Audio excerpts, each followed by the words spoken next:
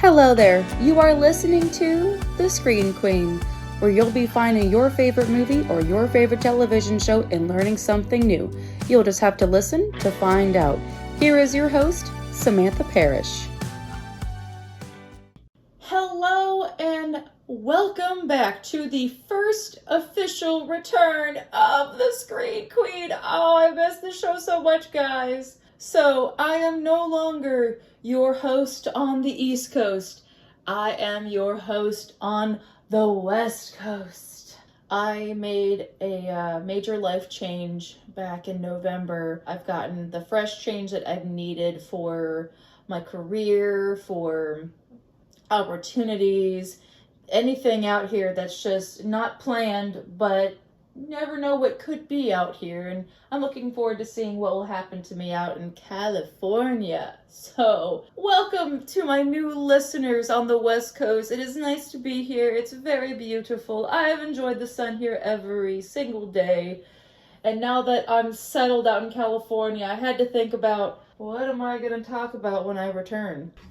I didn't do my usual, let's see what's going to be on the next episode jar, because I'm changing things up this year. Since I've been dormant on the show and working on new ideas during my move, and most of that had to do with, we're entering another anniversary. So when we think about anniversaries, we think about how the impact has made from a certain mile marker. Have we come far?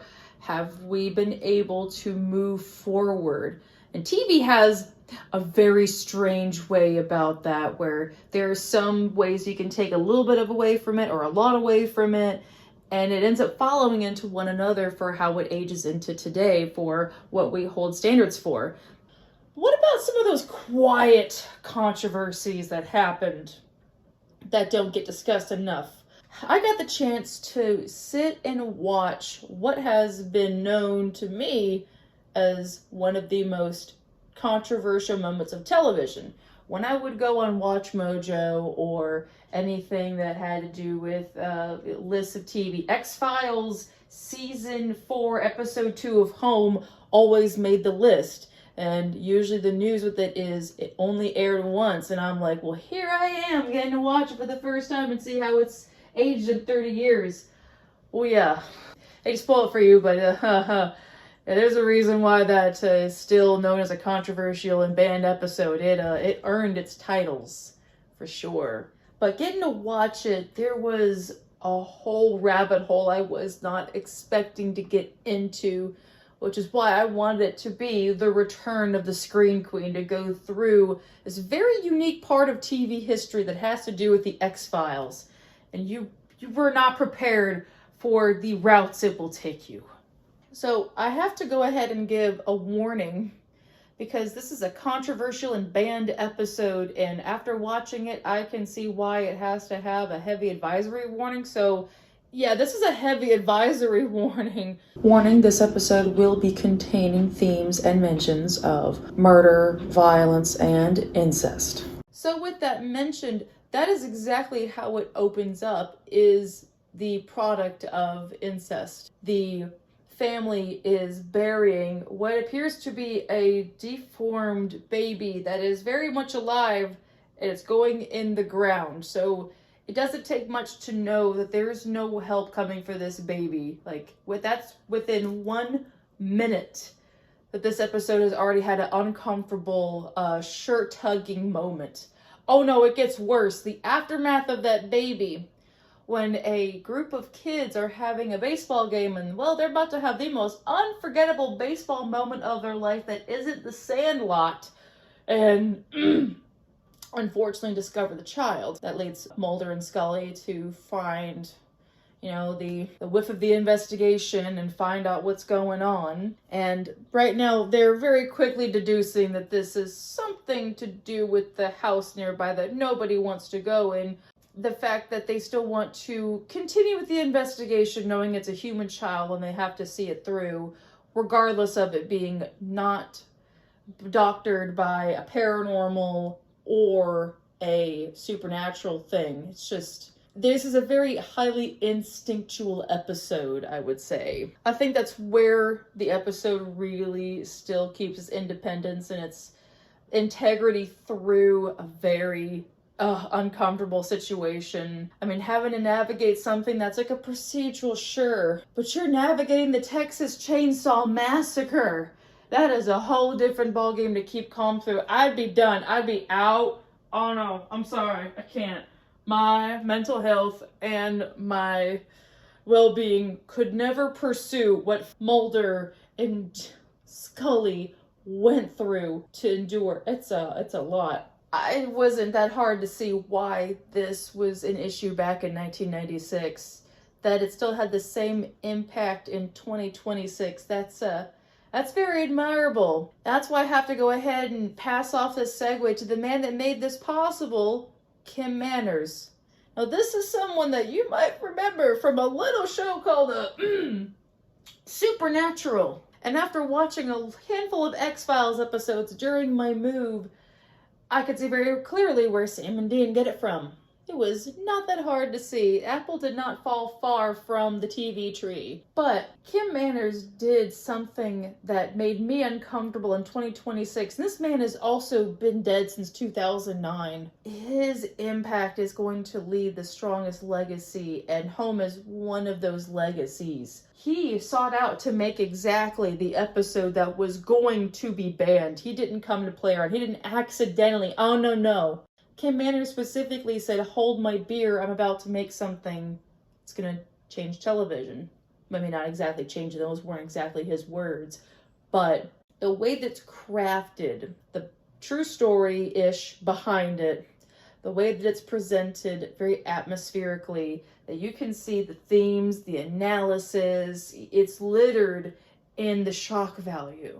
And it's very, very adamant considering this is the episode that is right around the beginning of a fresh new season. Like, you just got your green light for a new season, and now everyone is wondering if there's going to be another one because it got pulled immediately after broadcast. You open up with a deceased child and then being found, and then of course the horrors that Mulder and Scully do find. There was no way something was going to be that. That sounds like death to a career, but it wasn't, because it was a goal to make something that would change television, because it had enough intelligence that it was going to find its place.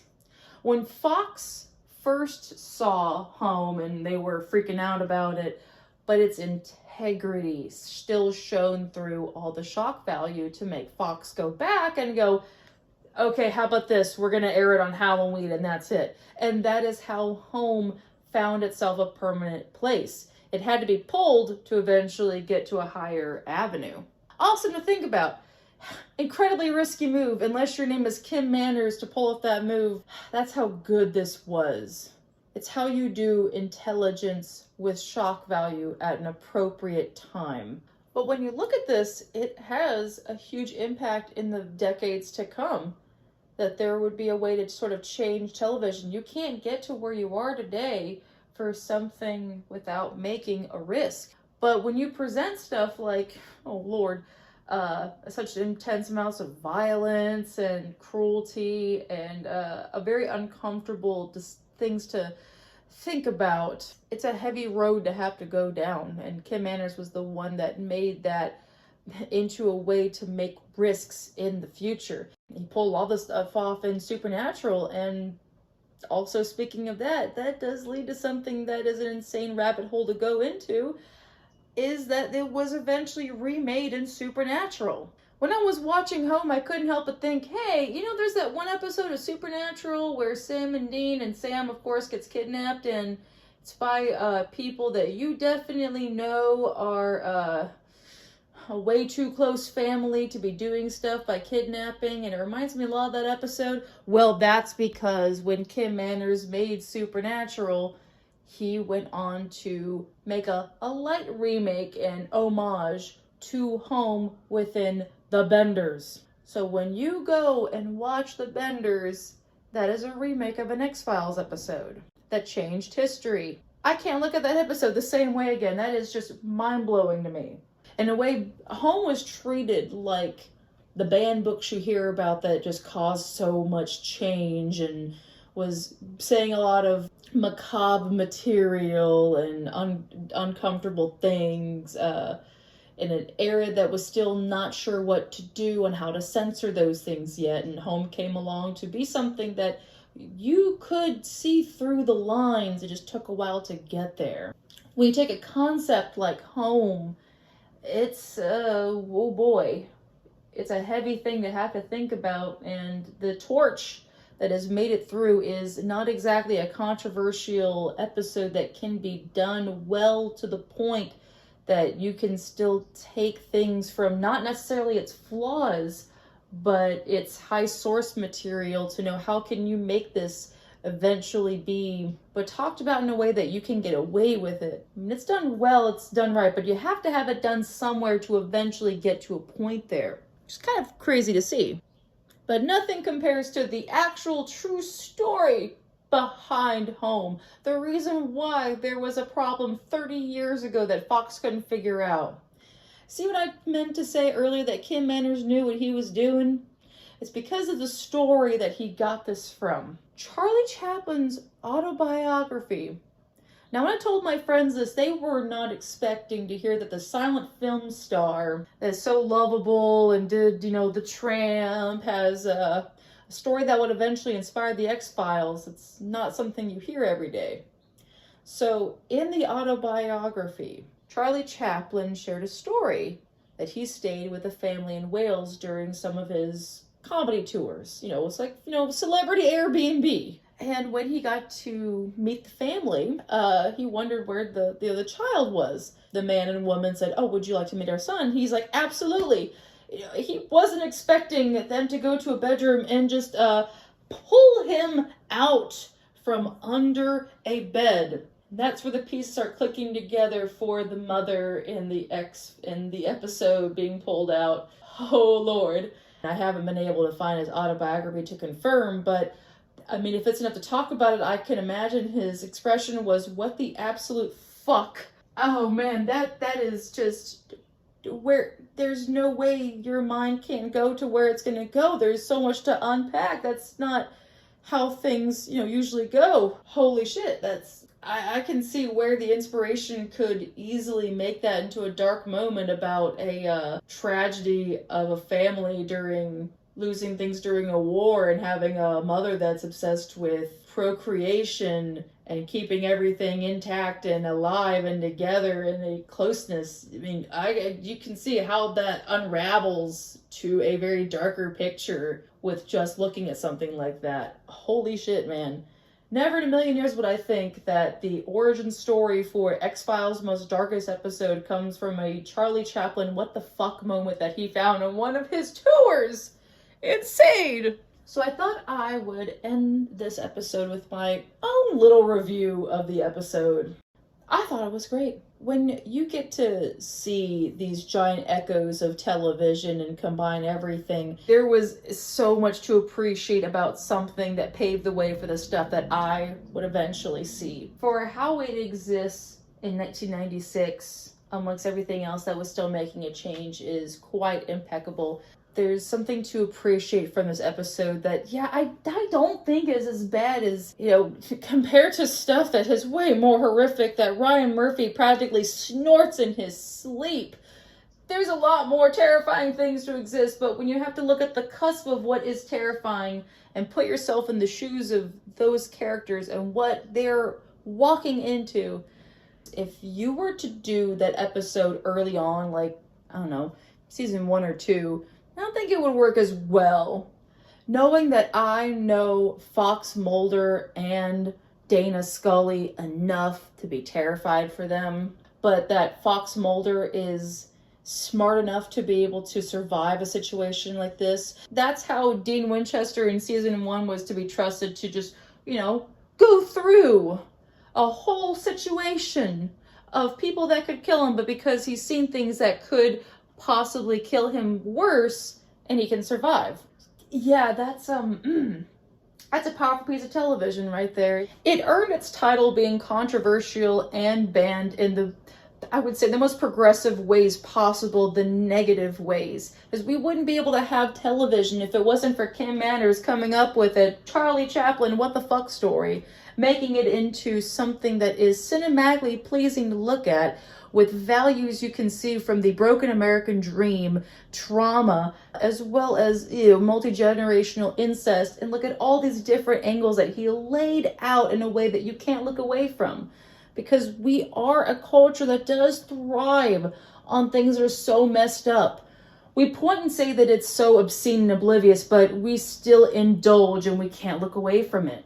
We want to see more stuff like that, but if you have to do it, you have to do it in an easy way for people that want to see it out, can see for its value. It is the way you have to play the game in TV. Something I have known since I was a little girl, analyzing all of these different elements on how TV works to portray all of these stories. All I have to say is, home really is a spectacle of television when you look at it. Yes, it's controversial. Yes, it's banned. But seeing the way that it's paved the way for things to be here today, it's not a bad watch to see how it's combining everything that's already been coming through and moving its way in the future, just said in a different way. We don't get anywhere without risks to take. But sometimes those risks can be calculated and they look like home.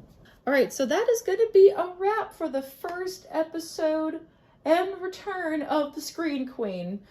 But until then, if you want to catch up with me, you can find me on my Instagram at the Queen of the Screen, where I have been slowly updating my social media wall with some stuff, because that's what you get for being a one-woman show. Especially when you move, you gotta wait until the moment strikes.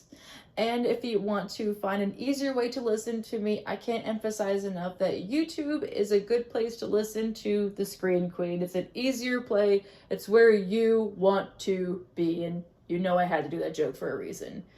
And lastly, I like to advertise my little book series that I made called Inglorious Inc. And I have some big plans for it out in California. But if you would like to see what it's all about, you can find it on Amazon. And I have it available in the description box to make things easier, because that's the world that I like to live in. So, thank you so much for taking the time to listen to this episode. As always, please take care of yourself and stay amazing. This is your Screen Queen, signing off. Bye-bye!